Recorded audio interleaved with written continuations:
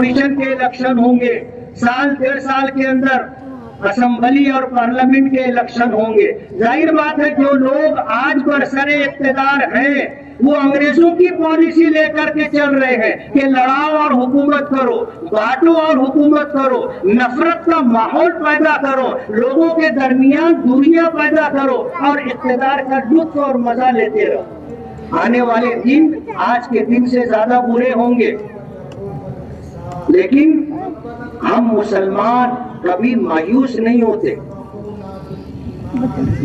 हम कभी घबराते नहीं। हम कमजोर हो सकते हैं, लेकिन इस दुनिया का पैदा करने वाला और हमें बनाने वाला कमजोर नहीं है।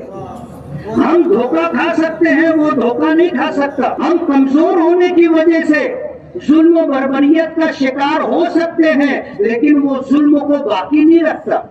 कहते हैं ना कि जुल्म की टहनी कभी फलती नहीं, नाव कागज की सदा चलती नहीं। जुल्म करने वालों का इक़्तिदार बहुत कम होता है, मुख्तसर होता है। मायूस होने की जरूरत नहीं है। मायूस वो होता है जो उस पर ईमान और यकीन नहीं रखता, और हमारा उस पर ईमान और यकीन है। हम कभी हालात से नहीं घबराते। 2-4 लोगों के मार देने से क्या हिंदुस्तान में मुसलमान खत्म हो गए? और अगर तुम खत्म करना भी चाहोगे तो नहीं कर सकोगे।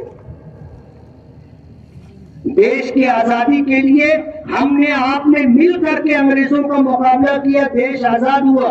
जिनको जाना था वो चले गए। हमारे बाप दादा ने अपनी मर्जी से यहां रहना पसंद किया है। तुम नहीं जा सकते थे इसलिए तुम यहां रहे। हमारे बाप दादा देश छोड़कर जा सकते थे, लेकिन हमारे बाप दादा ने इस मुल्क में रहना अपनी मर्जी से इख्तियार किया है। इस मुल्क में रहना हमारी मजबूरी नहीं है, इस मुल्क में रहना हमारी जरूरत नहीं है, इस मुल्क में रहना हमारी चाहत और हमारी पसंद है। आप हमें देश निकाला नहीं दे सकते कि करोड़ों मुसलमानों को ढकेल करके आप बंगाल की खाड़ी में डाल देंगे, नामुमकिन है।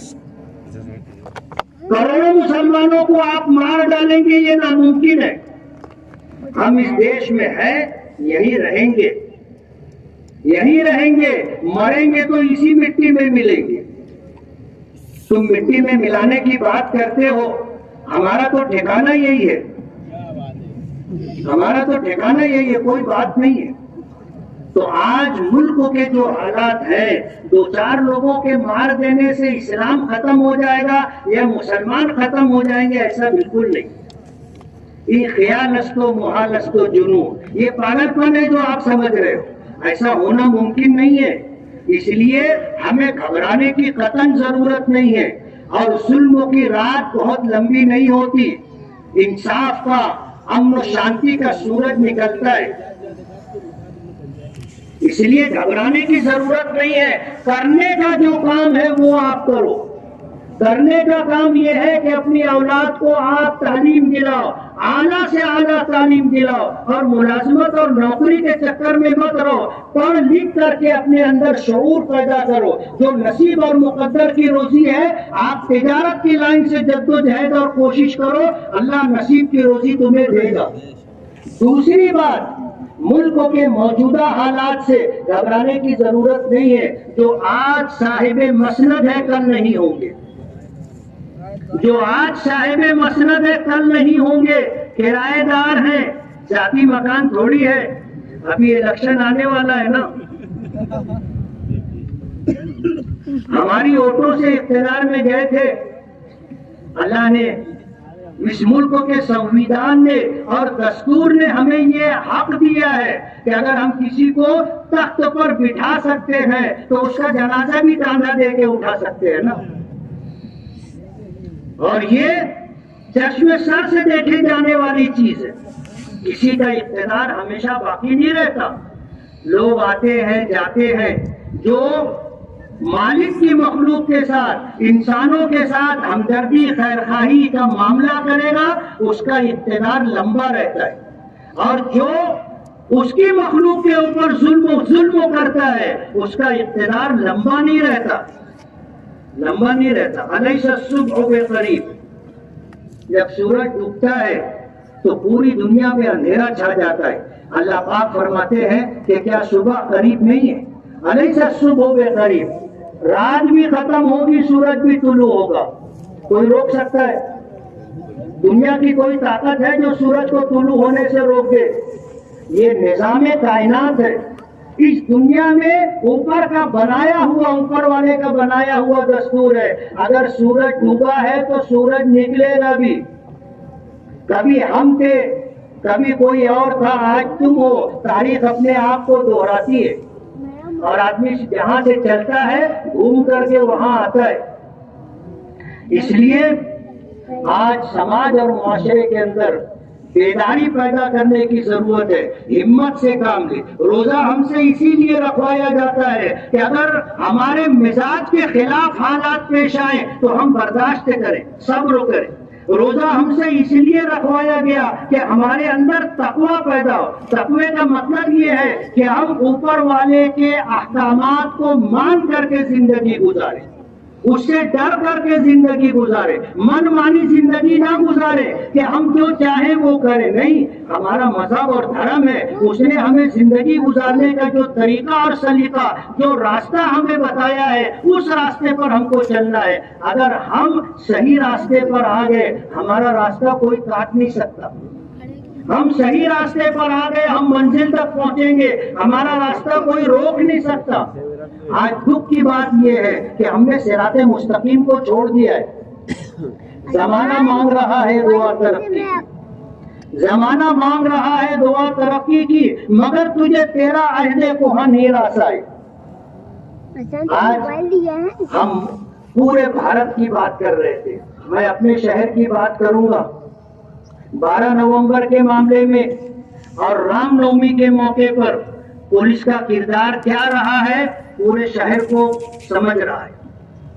سب دیکھ رہے ہیں کہ 12 نومبر کے معاملے میں کون تھا، آپ نے ان کے ساتھ کیا کیا. رام نومی کے معاملے میں کون تھا، آپ نے ان کے ساتھ کیا کیا. میں آپ کو بتانا چاہتا ہوں کہ ظلم ظلم ہوتا ہے، ناانصافی ناانصافی ہوتی ہے. اگر آپ نے انصاف نہیں کیا، آپ کو بھگتنا ہے، آپ کو بھگتنا ہے.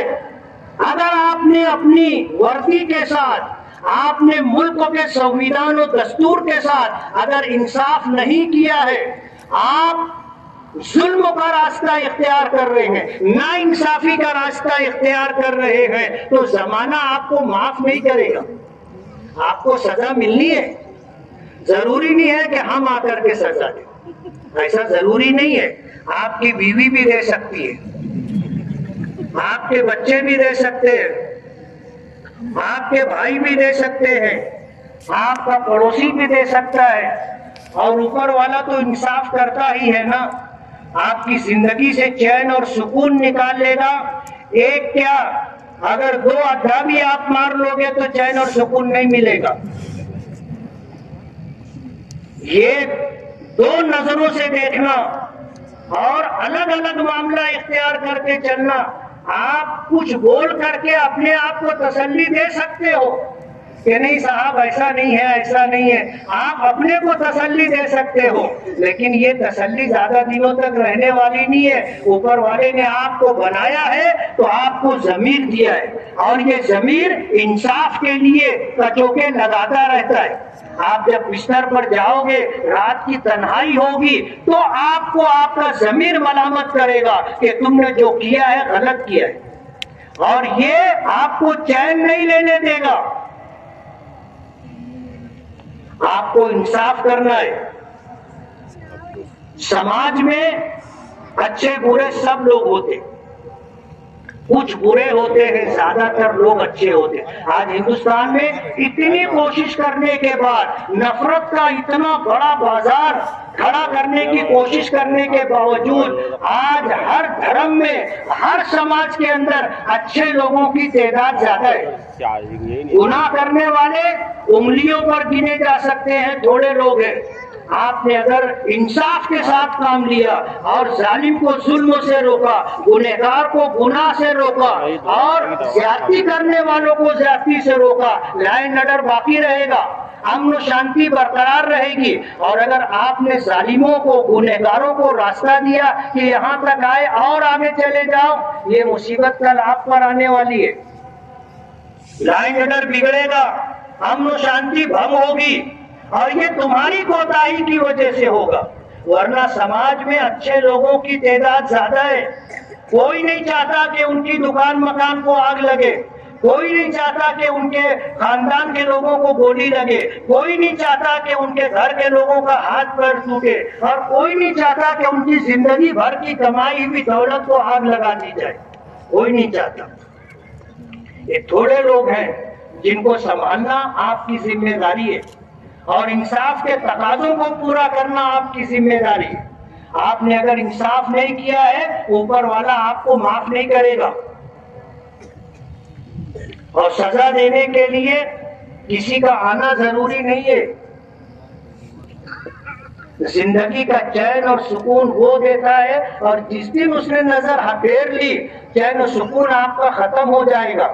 پھر دولت رہے گی، آپ کو نیند نہیں آئے گی، فارم کے موٹے گدے رہیں گے، آپ کو نیند نہیں آئے گی، آپ کے روم میں اے سی چل رہا ہوگا، آپ کو نیند نہیں آئے گی، ہلکی موسیقی کی آواز آ رہی ہوگی اور آپ کو نیند نہیں آئے گی۔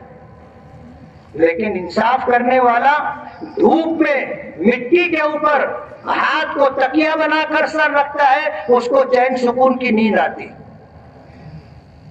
اس لیے آپ انصاف کے تقاضوں کو پورا کریں۔ ہم نہیں چاہتے کہ ہمارے شہر کا امن و امان برباد ہو، ہم نہیں چاہتے کہ غلط طریقے سے ہم آپ کے اوپر دبدبہ قائم کریں، ہم نہیں چاہتے۔ اور دبدبہ قائم کرنے کے لیے بھی اپنی اس تحریک کے لیے انصاف ضروری ہے، ایمانداری ضروری ہے۔ آپ دیوار کے پیچھے بات چیت کر کے آ کر کے کچھ تحریک چلانا چاہیں گے اور چاہیں گے کہ دبدبہ قائم ہو جائے، ایسے دبدبہ قائم نہیں ہوتا۔ اپنے کاموں کے ساتھ ایمانداری ضروری ہے۔ آج اس وقت ہمیں اپنا راستہ بدلنے کی ضرورت